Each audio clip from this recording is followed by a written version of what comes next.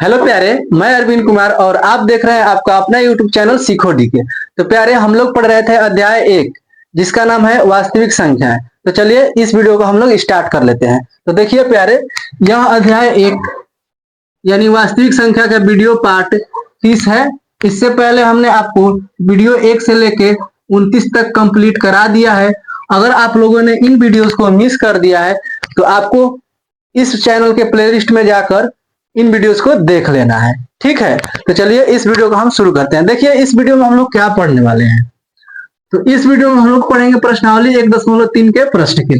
ठीक है, तो देखिए पहला प्रश्न हम देखते हैं। देखिए बुक हम ले लेते हैं आप लोगों का, और इस बुक में पहला प्रश्न है प्रश्नावली 1.3 का। बोला गया है कि सिद्ध कीजिए कि √5 एक अपरिमेय संख्या है। ठीक इसके बाद दूसरा प्रश्न भी बोला गया है कि सिद्ध कीजिए कि 3 + 2√5 एक अपरिमेय संख्या है। तो इन दोनों प्रश्नों को हम लोग देखिए कैसे हल करते हैं और एक साथ हल कर देंगे। ठीक है ना। देखिए सबसे पहले पहला प्रश्न ले लेते हैं।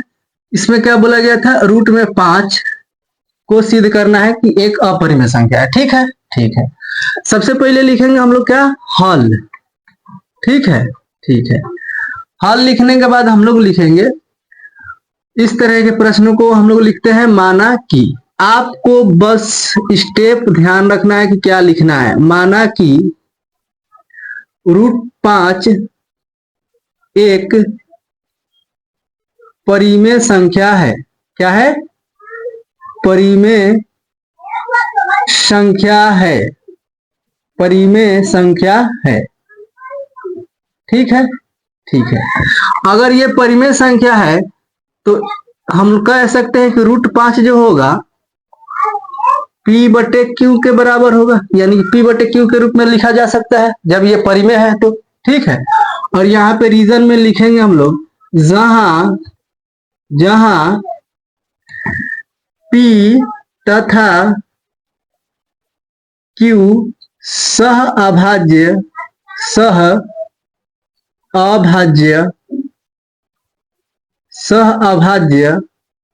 पूर्णांक है, सह अभाज्य पूर्णांक है। लेकिन Q ≠ 0, यानी कि जब परिमेय संख्या होता है तो उसमें Q का मान 0 नहीं होता है। ये आपको ध्यान रखना है। अब देखिए इसके बाद का स्टेप है, ये हो गया स्टेप 1। आपको इतना याद रखना है, यहाँ जो संख्या रूट में रहती है उसी को लिखना होता है। बाकी ये हिंदी विंदी बदलने वाला नहीं है। ठीक है, ठीक है। अब इसके बाद लिखना होता है दोनों तरफ वर्ग करने पर। क्या लिखना है, दोनों तरफ वर्ग करने पर।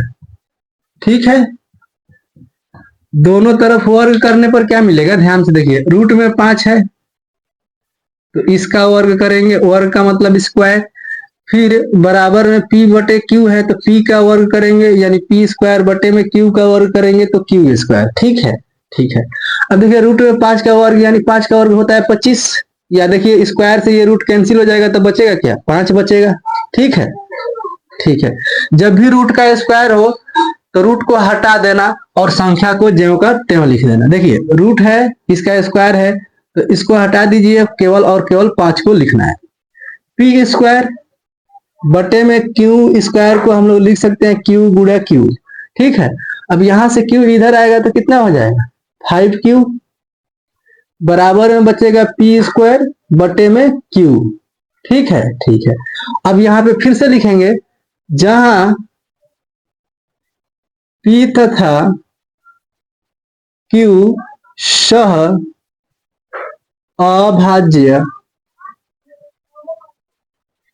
पूर्णांक है या संख्या है, लिख सकते हैं सहअभाज्य संख्या है।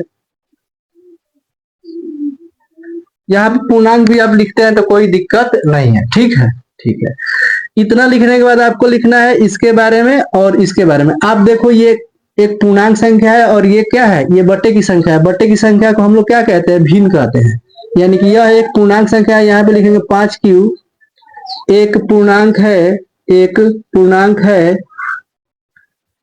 पूर्णांक है, लेकिन पी स्क्वायर बटे में क्यू एक भिन्न है। क्या लिखेंगे? एक भिन्न है, भिन्न है।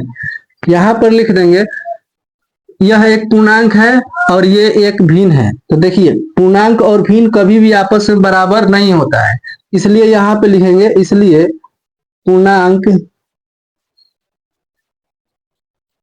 नॉट इक्वल टू भिन्न, यानी पूर्णांक जो होता है भिन्न के बराबर नहीं हो सकता है। ठीक है। अब इसके बाद आपको क्या लिखना है? जब पूर्णांक जो है भिन्न के बराबर नहीं होगा, इसका मतलब यह जो है पी स्क्वायर बटा क्यू ये परिमेय संख्या नहीं। इसका मतलब हुआ क्या? √5 जो है परिमेय संख्या नहीं है, इसलिए यहां पे लिखेंगे √5 एक परिमेय संख्या नहीं है, परिमेय संख्या नहीं है। जब परिमेय संख्या नहीं तो क्या है? अतः √5 एक अपरिमेय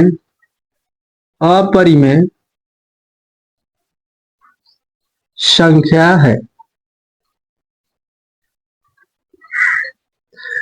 ठीक है प्यारे, तो ये हो गया आपका √5 एक अपरिमेय संख्या, ये सिद्ध हो गया इतना तक। ठीक है ना? केवल और केवल √5 को ही सिद्ध करना था ना। हाँ, √5 को ही सिद्ध करना था। हम लोगों ने क्या कर दिया? √5 को सिद्ध कर दिया कि ये एक अपरिमेय संख्या है, क्योंकि ये परिमेय नहीं है तो क्या है? अपरिमेय संख्या है। ठीक है, तो उम्मीद करते हैं कि आपको ये बहुत ही अच्छे से समझ में आया होगा। अगर फिर भी कोई डाउट रहता है ना, तो आप कमेंट बॉक्स में अपना डाउट कमेंट कर सकते हैं। ठीक है, तो देखिए प्यारे, अब इसके बाद दूसरा जो प्रश्न था उसमें क्या बोला गया था, तो पहले आप इसका स्क्रीनशॉट ले लीजिए, फिर दूसरे प्रश्न को हम देखते हैं। चलिए, तो उम्मीद करते हैं कि आप स्क्रीनशॉट ले लिए होंगे। ठीक है, देखिए इसका दूसरा प्रश्न है प्रश्नावली 1.3 का कि 3 प्लस 2√5, 3 प्लस 2√5 यही है ना? यही है। अब देखिए, अब इसको सिद्ध करना, ये दूसरा प्रश्न है। ठीक है ना? प्रश्नावली 1.3 का ये दूसरा प्रश्न है। तो हम लोग क्या करेंगे? देखिए यहां भी क्या है, ये यहां भी है ये 5, रूट में क्या है? 5। तो रूट में 5 को ही पकड़ना है और यहाँ पे 2 बना देना है, यानी प्रश्न संख्या क्या हो गया? ये प्रश्न संख्या 2 हो गया। अब इतना को सिद्ध करने के लिए हमको क्या करना है? केवल और केवल रूट में 5 को पकड़ना है और यहाँ पे बैठाना है, जहां जहां है यहाँ पे बैठाना है। तो आप देखिए रूट में 5 को पहले सिद्ध करना है ना, इसमें सिद्ध करना है। अब देखिए √5 तो सिद्ध हो गया यहाँ पे। अब बचा 3 और 2। कौन कौन? 3 और 2। ठीक है, यही ना बचा है। ठीक है, अब देखिए ये दोनों, यहाँ पे जोड़ भी है और यहाँ पे गुणा भी है। ठीक है ना? तो यहाँ पे इतना के बाद हम लिखेंगे, इसमें तो √5 सिद्ध हो गया यहाँ तक। अब इसके बाद 3 और 2 के बारे में कुछ लिखना है, जो कि हमने आपको बेसिक कॉन्सेप्ट में बता दिया है क्या लिखना है। ठीक है, तो उस चीज को आपको ध्यान रखना है। देखिए यहाँ पर हम लिखेंगे, चूंकि किसको सिद्ध करने के लिए? इस पूरे को सिद्ध करने के लिए, यानी प्रश्न संख्या 2 को सिद्ध करने के लिए अब ये काम होगा इसके आगे। ठीक है, अब यहाँ पे लिखेंगे, चूंकि हम जानते हैं एक परिमेय तथा एक अपरिमेय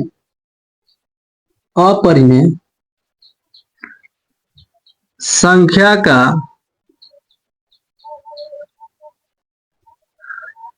इसमें योग है, तो योग लिखेंगे, तथा गुणा भी है ना, इसमें गुणा है, तो यहाँ पे लिखेंगे गुणनफल या गुणा। योग तथा गुणा हमेशा अपरिमेय होता है। क्या लिखेंगे? हमेशा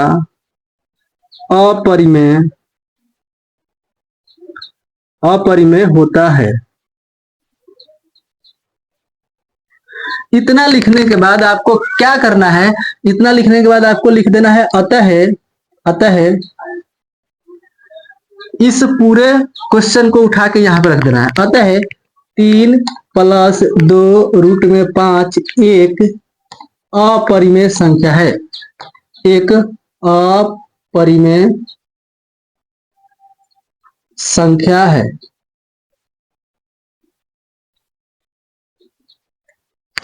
ठीक है प्यारे, तो उम्मीद करते हैं कि आपको ये दूसरा प्रश्न भी समझ में आ गया होगा बहुत ही अच्छे से। बताइए क्या कोई हार्ड है क्वेश्चन? कुछ भी हार्ड नहीं है, बस आपको समझना और समझाने वाला बेहतर होना चाहिए। ठीक है, इस तरह से आपको बनाना है इस तरह के प्रश्नों को। तो आप इसमें हिंदी को याद कर लीजिए, इसमें जो भी है 4-5 बार रिवीजन करिए, आपको याद हो जाएगा। पढ़ पढ़ के रिवीजन करिएगा, बोल बोल के रिवीजन करिएगा, बार बार प्रैक्टिस करिए, ये आपका हो जाएगा। और एग्जाम में इसमें से एक प्रश्न तो आता ही है 2 अंक के लिए। अगर आप इतना हिंदी लिखना सीख जाते हैं तो कुछ भी चेंज करके देगा ना, तो आप बना ही देंगे इसको। ठीक है, तो कोई दिक्कत है तो आप कमेंट कर सकते हैं। ठीक है ना, आप इसका स्क्रीनशॉट ले लीजिए। इसमें जो काम का है मैं वही छोड़ देता हूं, बाकी सब हटा देता हूं। ठीक है,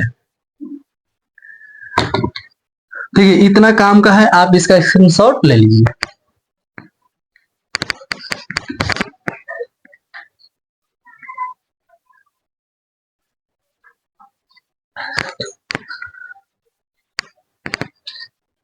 तो देखिए प्यारे, इसी वीडियो में हम 1.3 प्रश्नावली जो है इसको खत्म कर देते हैं। ठीक है, देखिए कैसे खत्म करेंगे, बहुत ही जल्द हम लोग खत्म करने वाले हैं इसको। ठीक है, तो आप घबराइए मत, धैर्य रखिए और इस वीडियो को अंत तक देखिए। अब देखिए इसमें प्रश्नावली 1.3 में जो तीसरा प्रश्न है, आपको बस ऐसे ध्यान रखना है कि कौन सा प्रश्न मैं बोल रहा हूं। तीसरा जो प्रश्न है यहाँ पे 1/, तीसरा प्रश्न में बोला गया सिद्ध कीजिए कि निम्नलिखित संख्याएं अपरिमेय है। यहाँ पर तीसरे का पहला में जो लिखा गया है 1/√2 लिखा गया है। अब इसमें इसको कैसे सिद्ध करना है? ये हार्ड है? कुछ भी हार्ड नहीं है प्यारे, बस आपको ध्यान रखना है कि रूट में कौन संख्या है। तो रूट में क्या है? रूट में केवल और केवल 2 है, तो इसी को पकड़ना है। और यहाँ पे तीसरा लिखना है, 2 को हटा दीजिए। अब 2 को हटाइए और तीसरा लिखिए। यहाँ पे तीसरा का कौन सा प्रश्न? तो तीसरा का पहला प्रश्न है।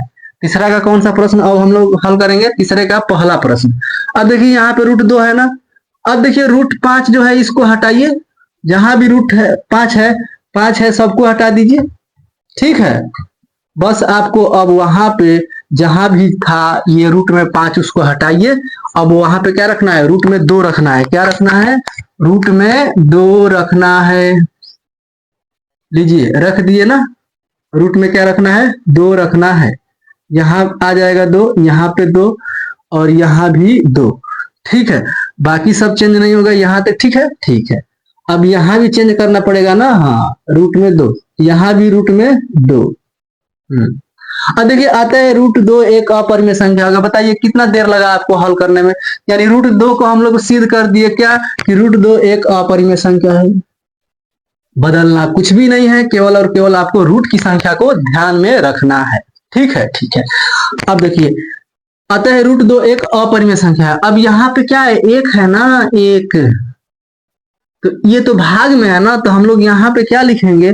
एक परिमेय तथा एक अपरिमेय संख्या का योग, योग को हटाएंगे, गुणा को भी हटा देंगे।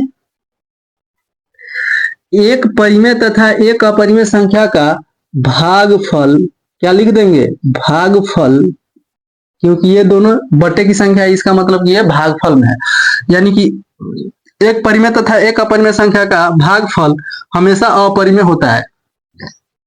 क्या लिख लेंगे? हमेशा हमेशा अपरिमेय अपरिमेय होता है। और इतना लिखने के बाद आपको इसे भी हटाना है और यहाँ पे पटक देना है इस पूरी संख्या को। यानी 1/√2 एक अपरिमेय संख्या है। लीजिए आपका सिद्ध हो गया। ठीक है, आप इसका स्क्रीनशॉट ले लीजिए और अपना नोट्स तैयार कीजिए। हम इसको हटा देते हैं। ठीक है ना।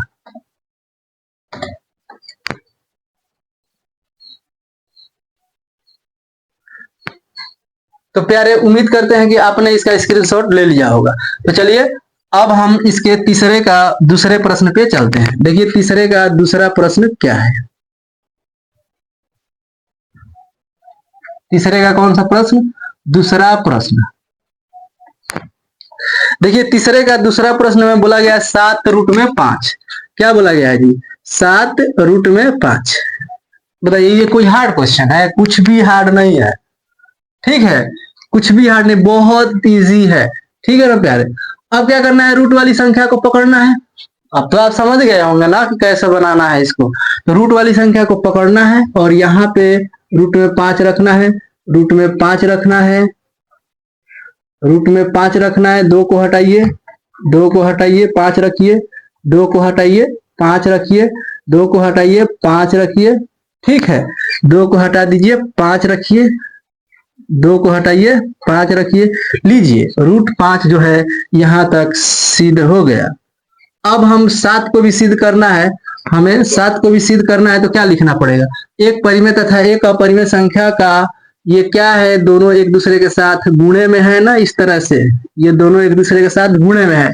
तो भागफल को हटाइए, गुणनफल कर दीजिए। गुणनफल हमेशा अपरिमेय होता है, गुणा लिखिए या गुणनफल लिखिए, कोई दिक्कत नहीं है, ठीक है। तो गुणनफल हमेशा अपरिमेय होता है। अब लिखना है यहाँ पे अतः 7 रूट में 5 एक अपरिमेय संख्या है। लीजिए आपका सिद्ध हो गया, ठीक प्यारे। इसका भी स्क्रीनशॉट ले लीजिए आप। फिर हम चलते हैं तीसरे के तीसरे प्रश्न पर।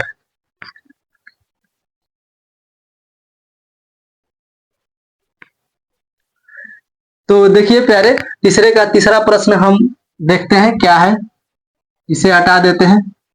अब क्या हल करेंगे हम लोग? तीसरे का तीसरा प्रश्न।